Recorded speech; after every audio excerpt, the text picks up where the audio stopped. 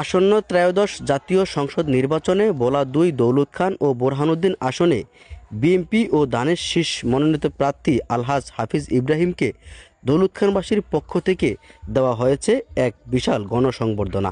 বুধবার বিকাল দৌলত খান পৌরসভা প্রাঙ্গণে আনুষ্ঠানিক এই গণসংবর্ধনার উপজেলা ও পৌর বিএনপি, যুবদল, স্বেচ্ছাসেবক দল, ছাত্রদল সহ অঙ্গ ও সহযোগী সংগঠনের লক্ষ লক্ষ নেতাকর্মীরা অংশ নেন। অনুষ্ঠানে বক্তারা বলেন, হাফিজ ইব্রাহিম জনগণের প্রিয় নেতা হিসাবে অতীতেও দৌলত খান ও বোরহানুদ্দিনের পাশে ছিলেন। ভবিষ্যতেও তিনি এলাকার উন্নয়ন ও মানুষের অধিকার প্রতিষ্ঠায় কাজ করবেন। গণসংবর্ধনায় আলহাজ হাফিজ ইব্রাহিম দৌলত খানবাসীর ভালোবাসা ও সমর্থনের জন্য কৃতজ্ঞতা প্রকাশ করেন এবং বলেন, জনগণের দোয়া ও অংশগ্রহণই তার রাজনৈতিক প্রেরণা। তিনি পরিবর্তন ও গণতন্ত্র পুনরুদ্ধারের আন্দোলনে সকলকে ঐক্যবদ্ধ থাকার আহ্বান জানান। আপনাদের মাঝে এসেছি, দীর্ঘ ৩৫ বছর আমি আপনাদের মাঝে আছি। এই ৩৫ বছরে আমি দৌলত খান বেসিক উন্নয়নের জন্য কাজ করি নাই, এমন কাজ খুব কমই আছে। এরপরও অনেক কাজ বাকি আছে। আজকে দৌলত খান একটা সন্ত্রাসের জনপদে পরিণত হয়েছিল এবং মাদকের আড্ডাখানায় পরিণত হয়েছে। আগামী নির্বাচনে আল্লাহ চাইতো বিজয়ী হলে আমার প্রধান কাজ হবে এই মাদক থেকে দৌলত খানকে মুক্তি দেওয়া।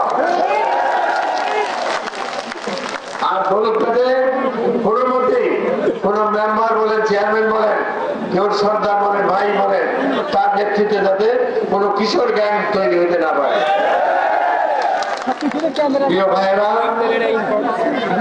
যারা এই জুলাই আন্দোলনের শহীদ জীবন দিয়েছে তাদের কথা স্মরণ করছি এবং বলবো, আমাদের এই বিপ্লব, আওয়ামী লীগের পতনের এই বিপ্লব আরম্ভ হওয়ার আগে আমাদের যে ছাত্র নেতা নুর আলম এই ঘরে তারা নির্যাতনের শিকার হয়েছেন।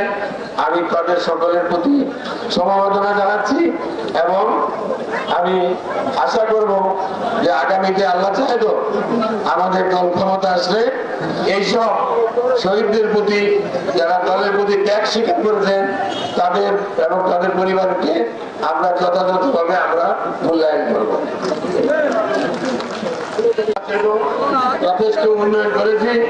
নদী ভাঙা রোড, হাসপাতাল নির্মাণ, আপনার ফায়ার ব্রিগেড নির্মাণ, ঘরে ঘরে ব্রিজ দেওয়া, এগুলি সব পলিটেকনিক করেছি, কলেজ করেছি, মহিলা কলেজ করেছি, ল্যাবরেটরি স্কুল করেছি।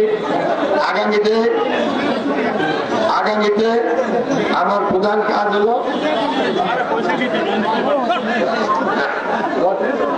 আগামীতে ভোলা 2 গ্যাস দিয়ে গ্যাস ভিত্তিক শিল্প কলকারখানা তৈরি করা হবে।